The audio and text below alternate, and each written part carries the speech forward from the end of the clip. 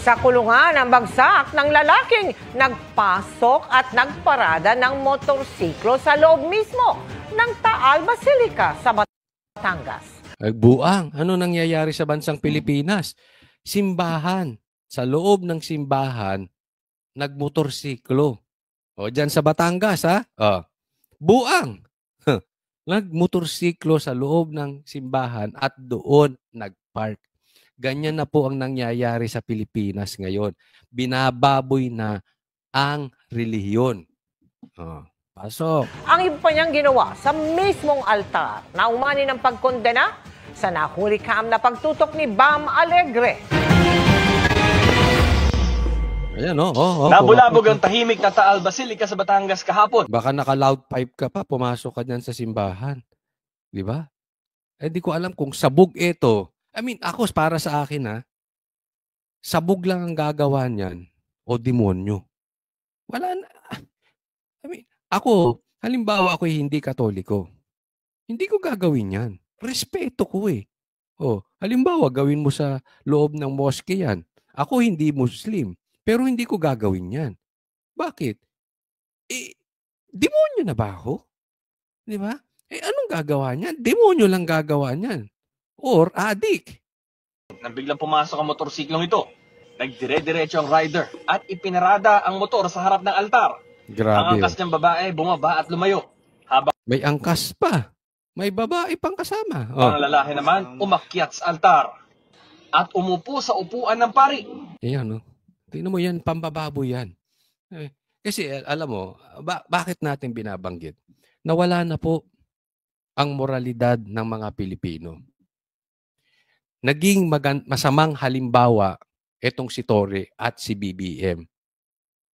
Dahil nung pinasok nila yung katedral, mas masahol yun. Kasi katedral, pinasok ng daang-daang pulis. Doon naglagay ng kanilang parang headquarters. Katedral, So ibig sabihin, diyan po sumasamba ang mga taga KOJC. Kumbagat sa Katoliko, yaan ay simbahan. Kumbagat sa Muslim, yaan ay parang mosque. Hindi ko lang alam kung anong tawag sa Muslim. Pero nai-imagine nyo, di ba? Kumbagat sa Iglesia ni Cristo, yaan ay parang sambahan. Ganun ata ang tawag, no? Ginawa yan ni Torre sa KOJC. Naupo mismo doon sa pulpito. Kasi ang tawag dyan, pulpito eh. Yan yung parang inuupuan ng mama. Yung pumasok na naka-motor. Inupuan. Alam nyo ba, even doon sa loob ng katedral, kung saan yung pulpito, kung saan nagtuturo si Pastor Kibuloy, same thing sa pare, kung saan nagsesermon yung pare, hinukay. May hukay doon sa stage, sa pulpito mismo. Hinukay ng mga pulis ni Torre. Alam nyo kung bakit ko alam? Dahil nung umalis na yung mga pulis, nandoon kami, pumunta kami at pinasok ng mga taga KOJC yun at kino-cover ko yun at sila ay nananalangin. Andoon si Brothers Travelers, nalaglag doon sa hukay. Alam mong ginawa nila? Tinakpan lang ng carpet, tinakpan ng tarpaulin, tinakpan ng carpet. Pero may hukay. Binutasan. Nalaglag yung isa naming kasamahan na nagko-cover din. Alam ko yan. So ganyan na po ang pambababoy na ginagawa ng mga pulis Torre. Yung mga pulis ni Torre. Di ba? At ngayon, ginagawa na ng kabataan.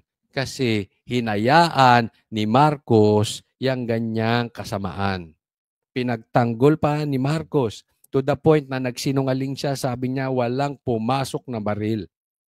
Anong ginawa ng mga pulis? Nagpasok ng sangkatutak na baril dyan. Hindi po kasalanan to ng mga pulis. Naiunawaan ko sila. Ito po ay kasalanan lang ni Torre. Kasi sumunod lang sila sa utos ni Torre.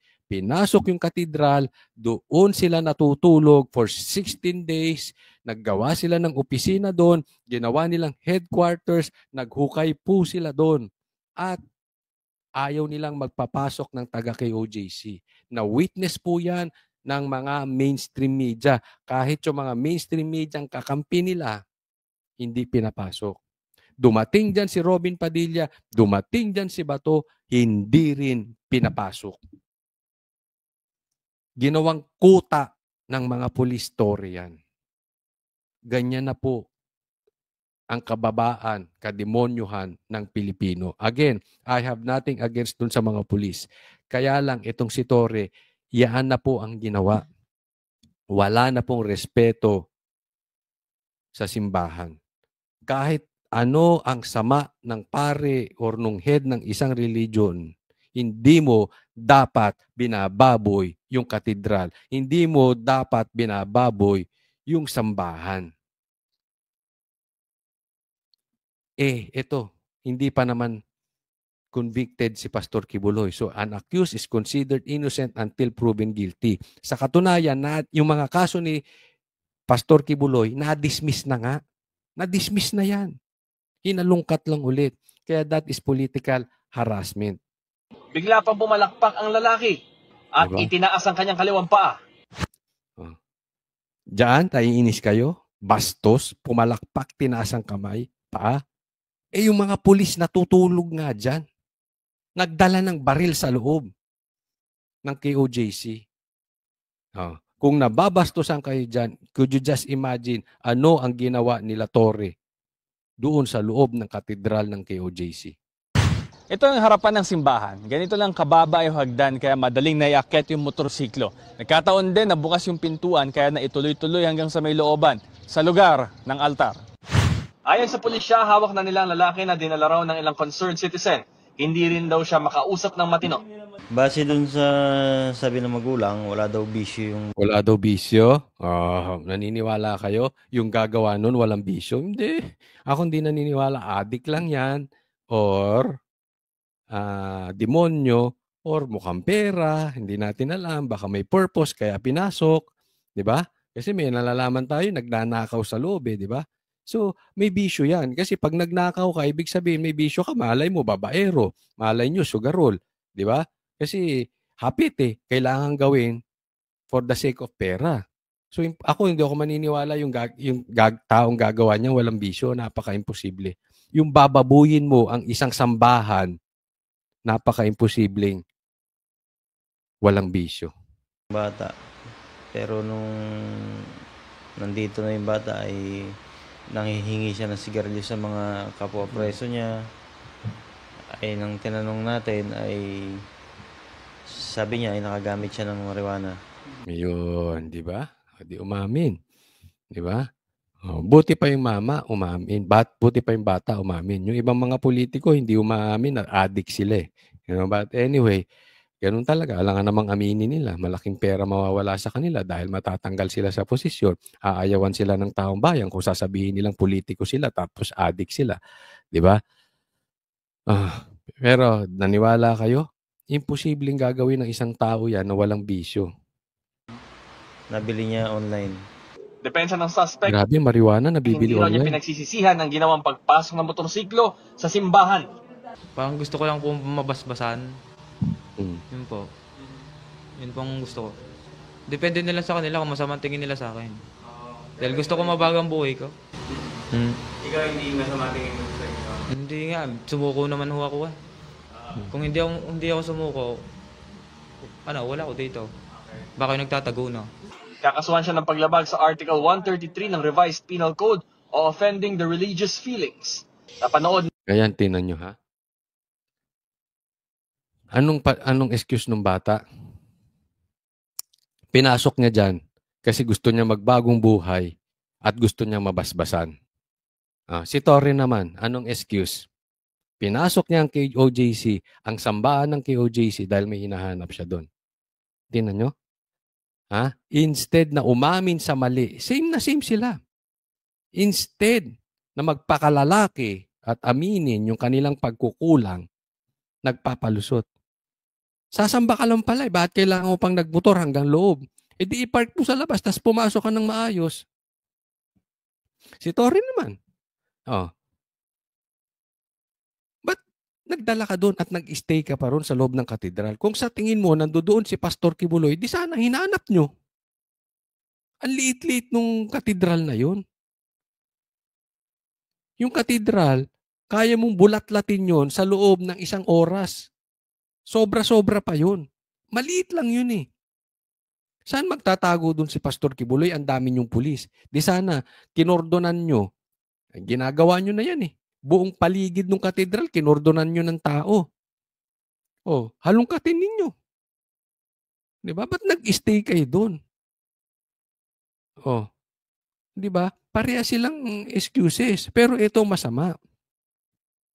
Ito kinulong. Eh dapat ikulong si Torre. Ha? Ako'y naniniwala ikukulong ni BBM to si Torre. Di ba? Kasi alam mo BBM, pag hindi mo kinulong si Torre, ha? Paglapastangan sa batas yun. Sabi nga dito, nalabag. Oh, nalabag yung isang batas patungkol doon sa na mayroong na-offend na, ano sabi, yung religious. Balikan natin. Offending the religious feelings. Napanood Offending the religious feelings. Definitely, Torre, ang dami mong nalabag. Offending the religious feelings, ang daming sumama ang loob doon sa kababuyang ginawa mo diyan sa loob ng katedral, diyan sa loob ng sambahan ng KOJC. Yan, diyan pa lang. Kaya ako naniniwala, kung kaya niyong ikulong tong bata na ito, eh dapat ikulong ni BBM si Torre. Ako naniniwala, BBM, ikukulong mo yan si Torre. Kasi kung hindi mo ikukulong yan, sasabit kang kasama niyan ni Torre balang araw. May pagkakataon ka pa na ikulong. Kasi, bakit yung bata nagmotor lang? Ikinulong. Si Torre, nag-stay dyan. Kung ano-anong ginawang kababuyan sa loob ng katedral. Laya. Prinomote mo pa. Anong kalokohan yan? Sige nga. Anong kalokohan? So, balay natin. Ha? Ako'y naniniwala, nasa katinuan ka, Marcos. Ako'y naniniwala, hindi ka adik, Marcos, di ba? Ano sa tingin nyo? Hindi naman adik si Marcos. Kung hindi ka adik, nasa katinuan ka. At kung nasa katinuan ka, ikukulong mo rin si Torre. Di ba? Ganun lang kasimple yun. Di ba? Kung sa tingin mo, Marcos, mali itong ginawa nitong bata na ito na nagmotor sa loob ng simbahan, dapat mali din ang tingin mo sa ginawa ni Torre. Bagkus anong ginawa mo? Prinomote mo pa. Diba?